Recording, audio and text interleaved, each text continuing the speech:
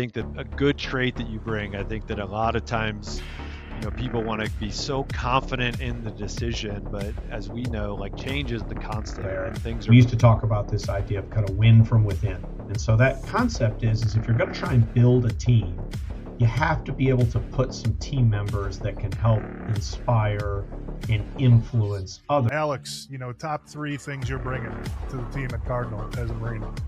Lead from the front mentality. Leaders need to stand out in front with their arms back saying, follow me. And people will follow if they believe in you, if they believe in the vision and the mission of the business. It kind of comes back to the first thing you were talking about, Alex, is the mission mindset. Mission is just has to be done. And so if you see something, say something. Don't be just so myopic and focused. Don't take no as an answer from somebody who doesn't have the authority to say yes. Be a thinker, be creative. Here we are 20 years later, all on screen together. And right, you do. Everyone's going to be looking to you very quickly, and they want to, what are you bringing? Who are you going to be? What's your image going to be? What Retreat Hell, Black Friday 2024, mission focus, first topic of the day. Over to Alex for the mission focus.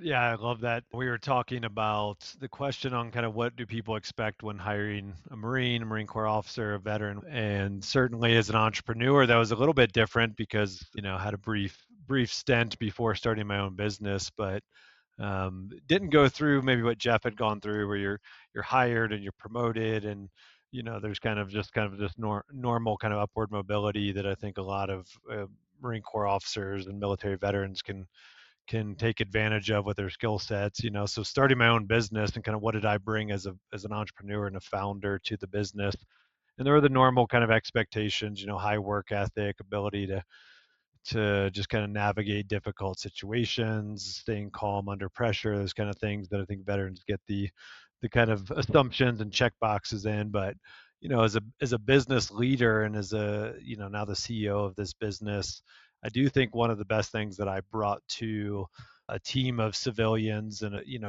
people had worked at Fortune 500 businesses and a lot of experience in an industry that I had never really worked in. I always joke I was like the second lieutenant, first lieutenant.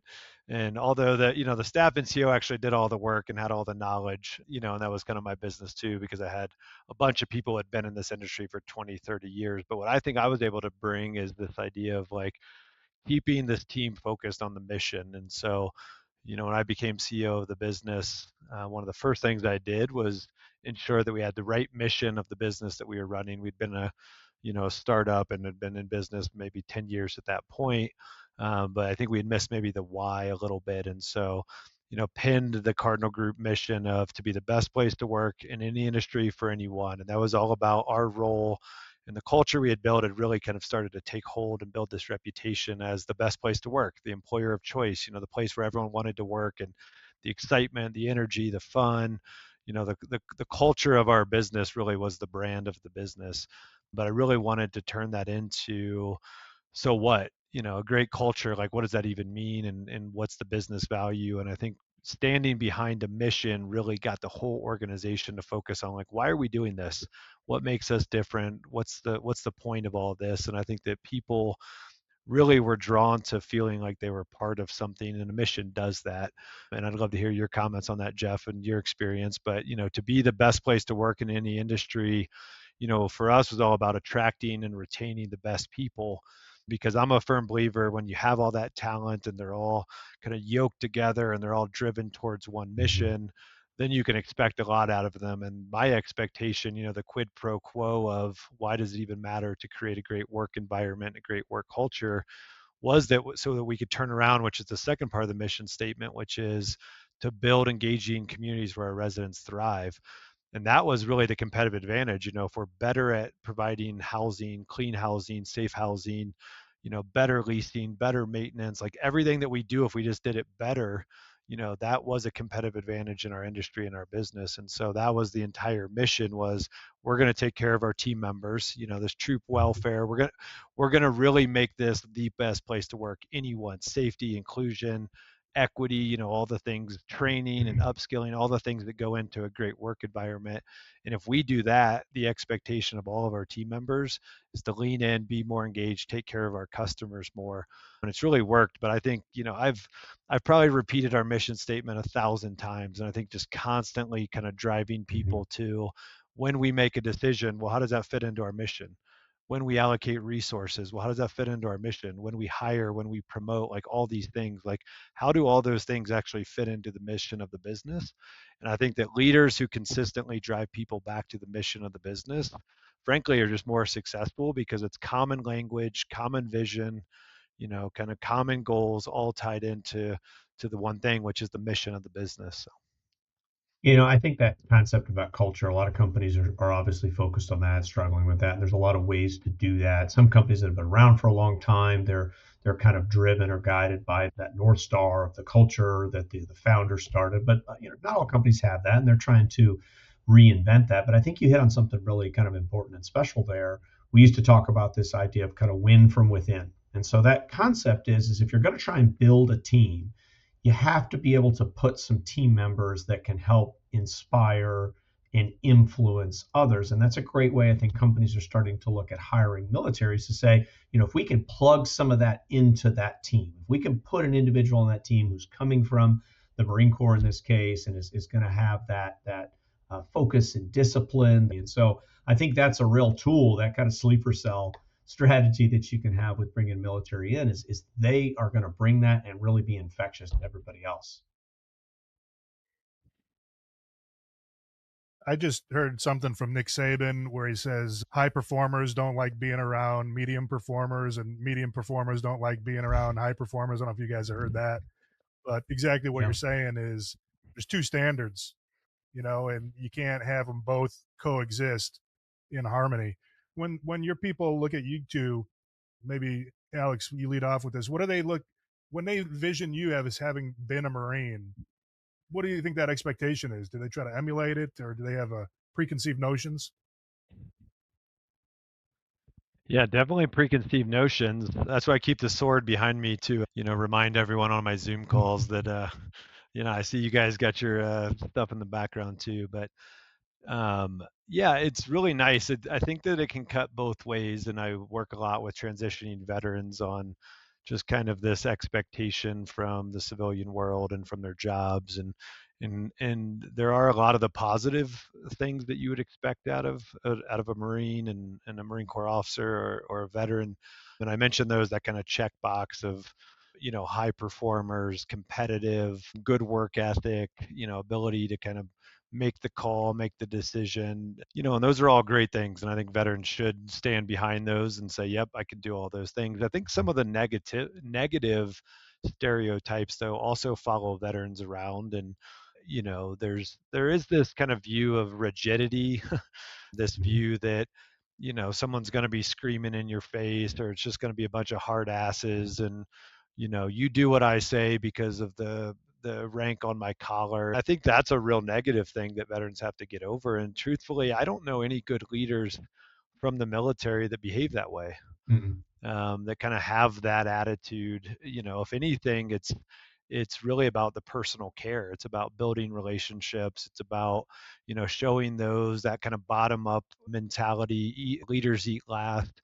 I think those are the positive things that you should expect out of Marines and out of leaders, military leaders in general. But this idea that we're super rigid, we can only operate in this very defined hierarchy and organizational behavior. And I think Mhm. that for all the good things that you work in as expectations of military leaders, there's also a lot of negative ones that we have to overcome. And I think that Mhm. that was true in my own career too, as an entrepreneur, and as someone trying to deal with both the positives and the stigmas that kind of follow veteran leaders around.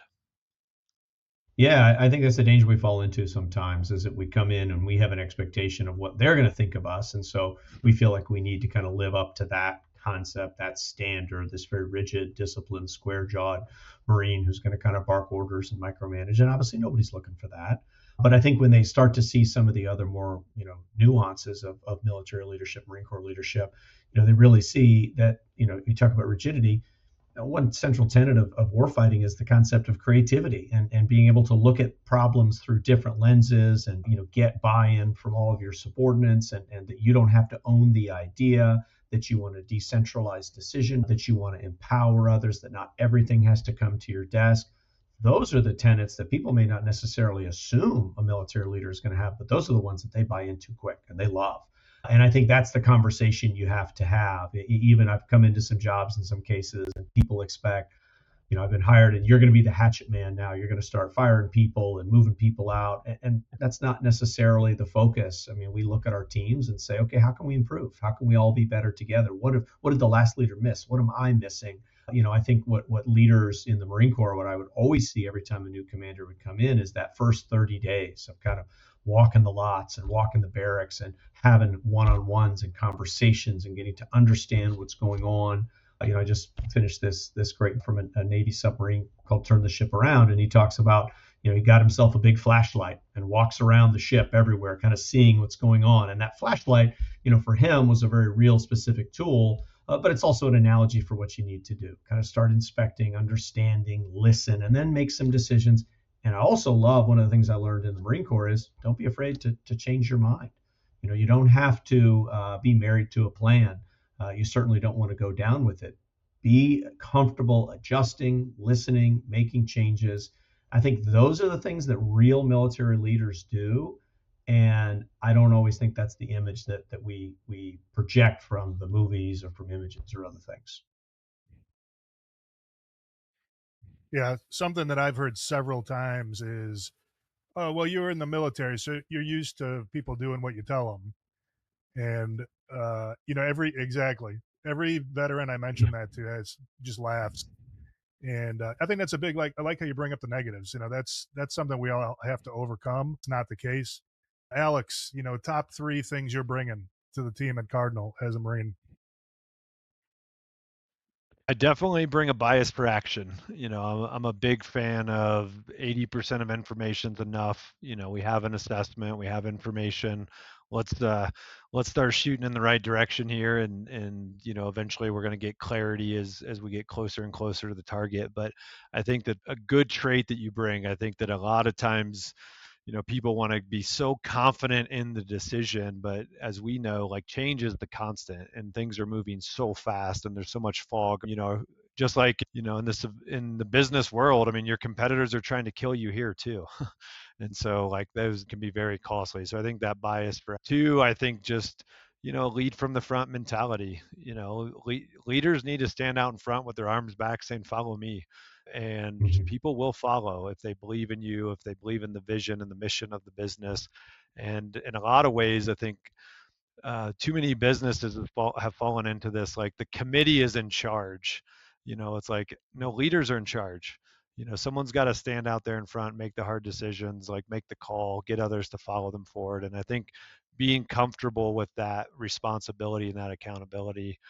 And then I'd say finally, to go back to that leaders eat last comment, I think that the best organizations engage even, the what would be called like the lowest team member, the line level, the individual contributor. And as we know from the Marine Corps, like that Lance Corporal, that PFC, that is the most important person in the unit. That every person ultimately is there to support that one trigger puller, that one Marine who has, the ultimate responsibility to carry out the mission in a lot of ways. And I think that bottom up thinking that it's instilled in us in the Marine Corps does wonders for an organization. And so the ability to look deep into the organization and recognize, appreciate, celebrate the work of every person, every team member, just like we were taught in the Marine Corps, has been huge. So, yeah, Jeff, what's your top 3? Yeah, I love that. I mean, I think the thing that, we talk a lot about, we always used to, mission first, Marines always. And, I've kind of crapped that this concept, business first and people always. And I think that's probably been the biggest thing, is that if people feel like you care about them and you're looking out for their best interests, their well-being, we all know that we have to be focused on the business. That's kind of a no-brainer. But if they think that you care about them and what's going on outside of work, what's going on when they clock out, when they're not, in uniform or in the job. They will do amazing things for you. And I think really, Alex hit it on the head there, just talking about how you can build trust with people as well. The other one is that, motivation is not a natural state. People don't wake up in the morning immediately motivated, ready to go. And I think as a leader, you've got to bring that. You've got to bring a real sense of positivity. You've got to energize people. You've got to motivate people. And that's something that the Marine Corps absolutely taught me. I mean, it may have seemed like, oh, Marines are just gung ho and motivated all the time. That's not the reality. You would go from one unit at San Mateo to another unit, and the motivation level was very different. Why is that? It's the leader who's creating that and bringing that. And then the other big one, I think, that we've become very accustomed to in our time in the Marine Corps, I've been very accustomed to in the business world, is leading through times of chaos. And I love it's been used a lot of just reminding yourself this too shall pass, whether it's good times or bad times, but remembering we've been here before. This is going to pass. We will survive. We'll get through this concept together. Let's continue moving on. And the Marine Corps definitely taught you that there's going to be bad days. You still have to get up. You still have to bring that motivation. You still have to care about your people. Everything can't fall apart just because you've had a bad day. Words of Right. words of wisdom for anybody, any leader out there. I've been thinking a lot about just do what you're going to say. Just do what you say you're going to do. Don't worry about doing more, different. If we say we're going to inventory, let's do the inventory. If we say we're going to decrease our lead times by a week, let's just do it. And it kind of comes back to the first thing you were talking about, Alex, is the mission mindset. Mission is just has to be done. Doesn't matter if you have an Yeah. appointment, if you're a remote worker or whatever. This is what we got to get done. We said we're going to do it. Now let's just do it.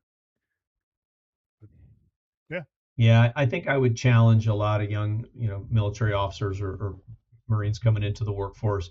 The mindset that they're coming into, you hear these phrases like, do your job, be a good soldier, be a team player. That creates this mindset of just focus on what you need to focus on and we can be a great team. And I think really good leaders have created this environment of every team member to be thinking about what Alex talked about, the whole mission. And so if you see something, say something. Don't be just so myopic and focused. Don't take no as an answer from somebody who doesn't have the authority to say yes. Be a thinker, be creative. And companies in their mindset may be thinking that's what we're looking for. We just want people who are going to do their job, stay focused, keep their head down. Those don't make for the best companies. So don't be afraid to speak up and be more of a dynamic thinker than just somebody who's going to focus on their one job. Yeah. Yeah, it's great. I was laughing earlier, XO, because when you said in the military, everyone just assumes you just tell people what they do and they do it. You laughed because Jeff and I both reported to you, and you knew we were not reliable to actually do what you told us to do. So, uh, but Well, yeah, and I think I wasn't going to say. I mean, I think this is a great reflection of the value of that kind of care personally. I mean, here we are 20 years later, Yeah. all on screen together, and I think that great companies, and I always tell people, you know, there are things you get to take when you leave. Not intellectual property, not any of the stuff I kind of paid you to do while you were at Cardinal. That's kind of all ours. And so thank you for Yeah. that. But the things you do get to take with you are all the pride of your performance, all the relationships that you built along the way. And I think for people to remember that, like those relationships, whether, and I know Jeff's had success moving within an industry, but like the relationships with the suppliers, with the vendors, with other people that you had to work with, the doctors in Jeff's case, like all of those relationships really do matter, that kind of people first mentality. And so, for people to be kind of focus on the big picture, look at the long game. It's not just the current work you're doing, it's the relationships that you're building that are going to be really, really valuable. And you get to take those with you both. You take them with you when you leave the military, you take them with you when you leave a job or go to another job or whatever. And so people will always remember the way you made them feel. They might not remember all the motivating quotes you had and all the knowledge you imparted, but they will remember what it felt like to work for a great leader, to work with someone, someone that made them feel important and valued. And so I think leaders should always continue to focus on that. Yeah, definitely. Yeah, it's a great They're point. coming to work ourselves better and to contribute. The bottom line is kind of an afterthought. We all know we got to do it, but that's not where we're coming to work. Final word, Jeff? No, I think it's a great point, right? I mean, you do, everyone's going to be looking to you very quickly, and they want to, what are you bringing? Who are you going to be? What's your image going to be? What are these kind of concepts you think about the military? And so it gives you the chance to really lead by example, show what you can do, prove that you are worthy of that opportunity.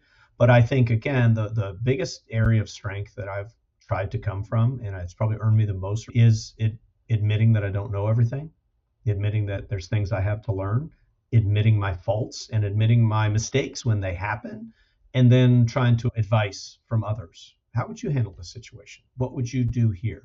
I think, that comes across to some as a real sign of weakness. We talked about that before, but I think it's an incredible sign of strength from leaders. And I've seen other leaders do that. That's why I've tried to emulate that same concept of being vulnerable, being humble, being empathetic, and being grounded. Those are tenets, right? You hear these words: commanding, decisive, resolute, unchanging. Those sound great, but who are the types of leaders that people really want to follow? Now, at the same time, Alex brought this up. People are looking for somebody to say, hey, follow me. This is what we're going to do. But how did they get there? How did they get to that point before making that move? I think that's important. All plenty of good stuff for us to talk about here in the coming weeks. Sign off for now. More to follow. I think people want to hear about what everybody here did, why we are us three are together. Let's think about that and tell that story next.